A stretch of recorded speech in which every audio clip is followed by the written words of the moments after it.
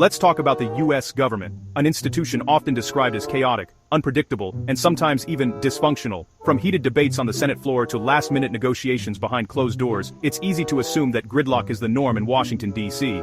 But this week, something unusual happened. Instead of the usual partisan bickering and looming threats of a government shutdown, the Senate managed to pull off a surprisingly functional move. In a rare and refreshing show of bipartisanship, Senate Republicans and Democrats came together to strike a major spending deal. This agreement will fund the vast majority of the federal government through September, ensuring that critical agencies and programs can continue to operate without interruption. The deal is more than just a budgetary win, it's a lifeline for millions of Americans. It prevents a government shutdown, which would have closed national parks, furloughed federal workers, and disrupted essential services that people rely on every day. For now, park rangers, scientists, and countless other public servants can breathe a sigh of relief. Announced on January 29, 2026, the deal even received the endorsement of President Trump.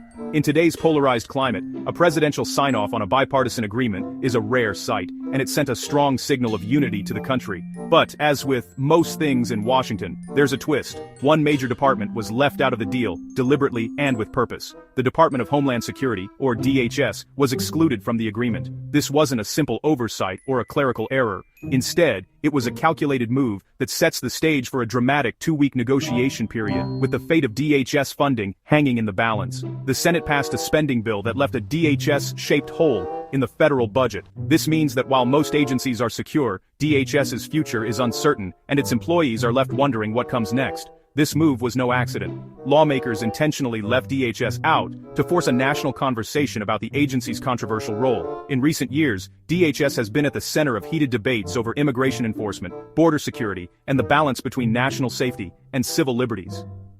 The decision comes against a backdrop of recent protests, national tragedies, and a fierce debate over the future of law enforcement in America. For many, DHS represents both the promise of security and the threat of overreach, making its funding a flashpoint for activists, lawmakers, and everyday citizens alike. Over the next 2 weeks, expect the tension to rise. Political grandstanding will be on full display, with senators making passionate speeches, advocacy groups rallying outside the Capitol, and the media covering every twist and turn. Public pressure will mount as both sides try to sway the outcome. For now, the lights remain on in most corners of the federal government. Offices are bustling, phones are ringing, and the machinery of democracy keeps humming along. But in one crucial department, uncertainty looms, and the stakes couldn't be higher. That flickering light at DHS isn't just a metaphor, it's a warning. The coming days will determine not only the agency's funding, but also the direction of America's ongoing debate over security, freedom, and the role of government. The nation is watching, and the outcome could shape policy for years to come.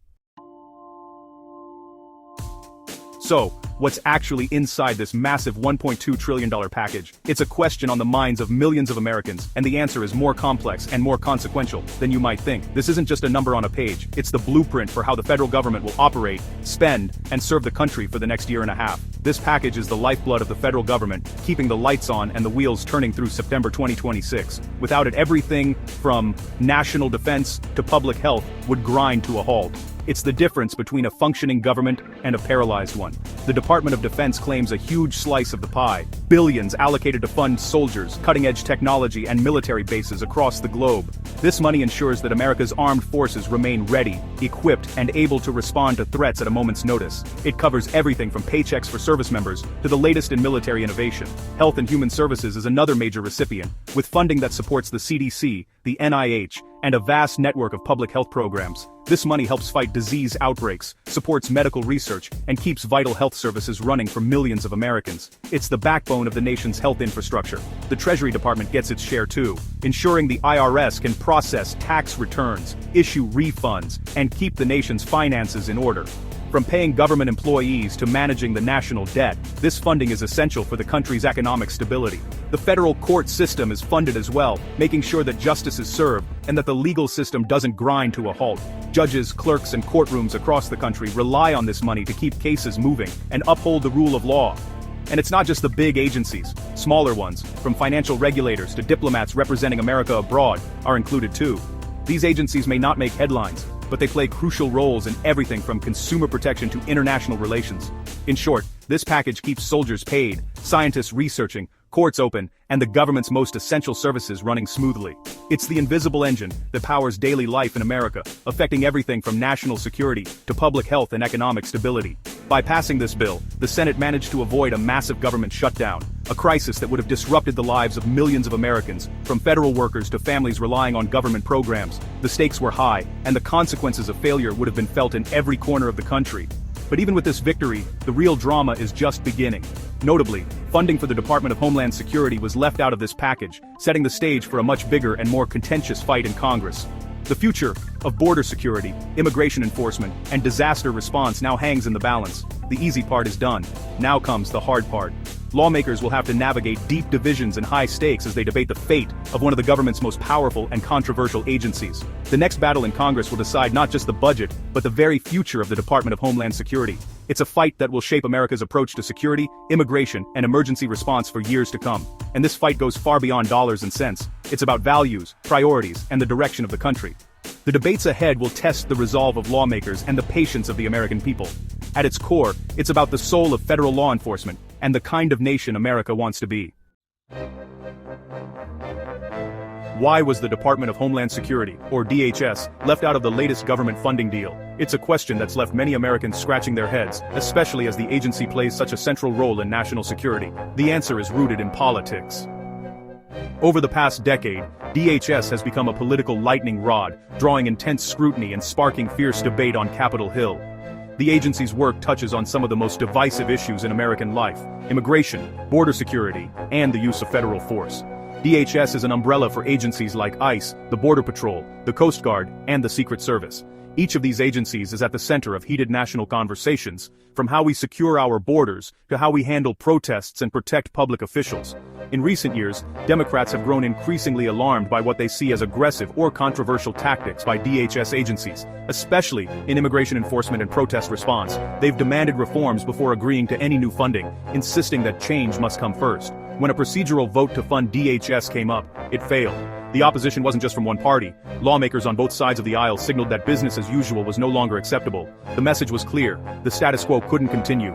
Faced with a looming deadline and no easy solution, congressional leaders made a strategic decision. They agreed to isolate DHS funding from the rest of the government, giving themselves just 2 weeks to hammer out a deal and try to bridge the deep divides. For now, DHS is operating on a temporary extension, a political snooze button that delays the real fight but doesn't resolve it.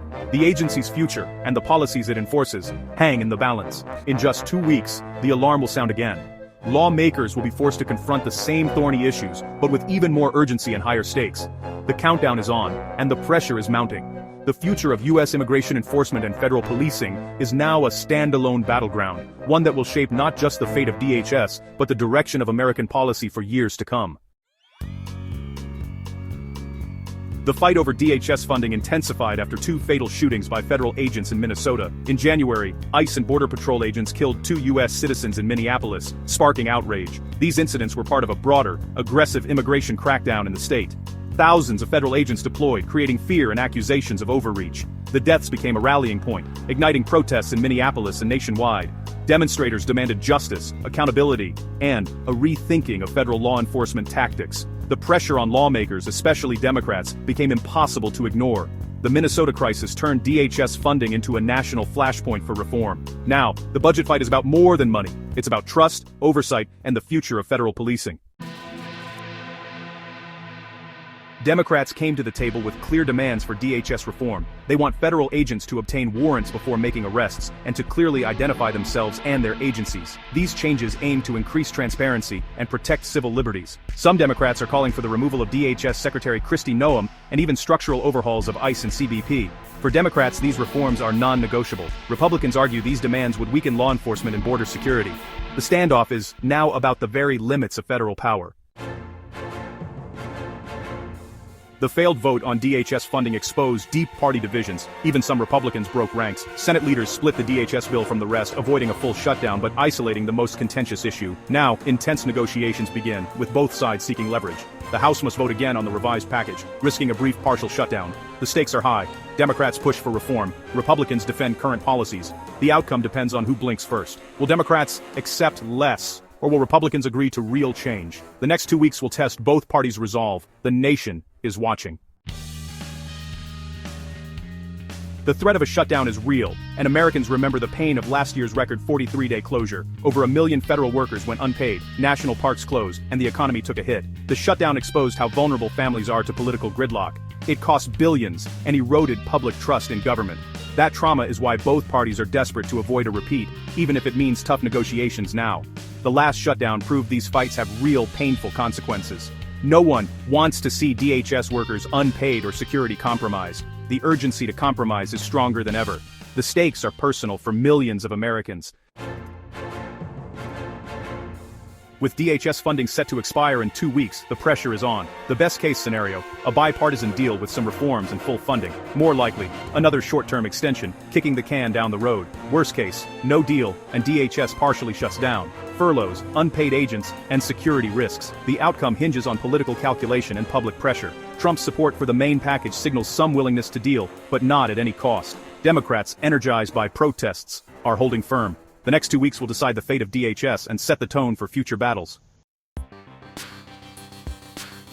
This isn't just political theater, it affects real lives. DHS runs airport security, the Coast Guard, and more. A shutdown means longer lines, safety risks, and economic uncertainty. The debate is about justice, accountability, and the balance between security and liberty.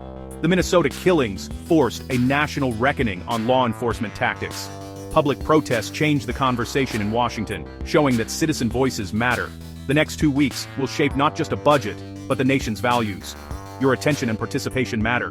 Contact your representatives. Stay informed. The decisions made now will echo for years. This is about more than funding. It's about who we are as a country. And that's why this fight matters to all of us.